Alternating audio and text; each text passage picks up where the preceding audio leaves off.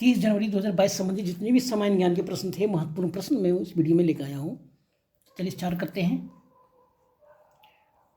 भारत मध्य Asia शिखर सम्मेलन की मेजबानी कौन किया? तो सही जवाब आपका होगा भारत।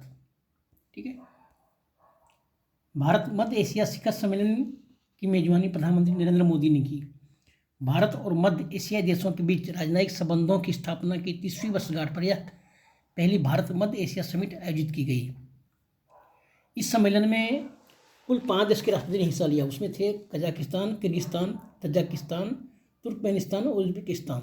ठीक है, भारत मध्य एशिया शिखर सम्मेलन के 3 प्रमुख उद्देश्य थे। पहला था भारत और सेंट्रल एशिया का आपसी सहयोग, क्षेत्रीय सुरक्षा और समृद्धि के लिए अनिवार्य है। दूसरा है हमारे सहयोग को एक प्रभावी स्ट्रक्चर देना, तभी विभिन्न स्तरों पर विभिन्न स्टेक होल्डर के बीच रेगुलर इंटरेक्शन का एक ढांचा स्थापित होगा। और तीसरा उद्देश्य था हमारे सहयोग के लिए एक महत्वाकांक्षी रोडमैप बनाना।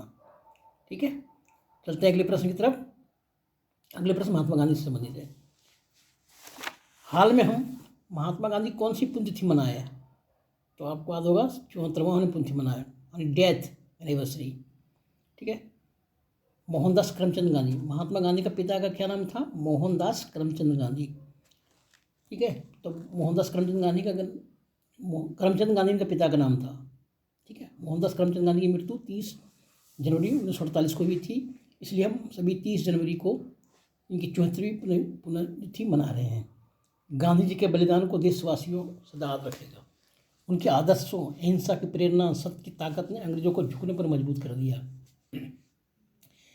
महात्मा गांधी कोई बापू तथा कोई राष्ट्रपिता के नाम से बुलाते हैं। नेताजी सुभाष चंद्र बोस ने पहली बार 6 जुलाई 1944 को इन्हें राष्ट्रपिता कहकर बुलाया था। ये बहुत ही इम्पोर्टेंट प्रश्न है कि महात्मा गांधी को राष्ट्रपिता पहली बार किसने कहा था? तो नेताजी सुभाष चंद्र बोस ने 6 जुलाई 1944 को बोला था। गांधी जी ने असहयोग आंदोलन, नागरिक अवज्ञा आंदोलन, दांडी यात्रा और भारत छोड़ो आंदोलन चलाए थे। ठीक है, और इनका जन्म 2 अक्टूबर 1869 को गुजरात के पोरबंदर जिले में माता पुतलीबाई और पिता करमचंद गांधी के घर में हुआ था। ठीक है, ये आपको याद रखना है। ठीक है, ये आपको याद रखना है, बहुत ही बड़ा प्रश्न है। अगला प्रश्न है, पेपर फ्राई ने वाइस प्रेसिडेंट था मार्केटिंग हेड के लिए किसने नियुक्त किया? पेपर फ्राई कंपनी क्या है? फर्नीचर और होम बेस्ड प्रोडक्ट बनाती है, घर किचन बेस्ड है। तो इन्हें किसके नियुक्त किया भाई? तो इनका जवाब होगा नवीन मुरली। ठीक है, नवीन मुरली। पेपर फ्राई फर्नीचर और होम प्रोडक्ट का व्यापार करती है। इनकी स्थापना जुलाई 2022 में रायपुर में हुई है। इनके को फाउंडर सीईओ हैं अम्बरीश मूर्ति। मुरली इस फील्ड में 10 साल का एक्सपीरियंस है मार्केटिंग में। इससे पहले वो एशियन पेंट, ओरेकल से जुड़े हुए हैं। इन्होंने Indian institute of management IIM Kozhikode से MBA किया है तथा नीट वारंगल से इंजीनियरिंग की डिग्री ली है। ठीक है, अगला प्रश्न, बारबाडोस के नए निर्वाचित प्रधानमंत्री कौन बना? तो इसका सही जवाब होगा मियां मोटली। ठीक है, मियां मोटली बारबाडोस गणराज्य की दूसरी बार प्रधानमंत्री निर्वाचित हुए हैं। कैरेबियन क्षेत्र के इस देश ने पिछले साल ब्रिटेन की महारानी एलिजाबेथ द्वितीय को अपने राष्ट्र के प्रमुख के रूप में त्याग दिया था और खुद को एक नया गणतंत्र घोषित किया था। देश में हुए पहले आम चुनाव में बारबाडोस लेबर पार्टी की जीत हुई। उनकी नेता मियां मोटली लगातार दूसरी बार प्रधानमंत्री चुनी गई। वो साल 2018 में चुनाव जीतकर देश की पहली महिला प्रधानमंत्री बनी थी। बारबाडोस गणराज्य की राजधानी ब्रिटाउन है। उनको स्वतंत्रता मिली 30 नवंबर 1966 को और उनका मुद्रा है बारबेडियन डॉलर।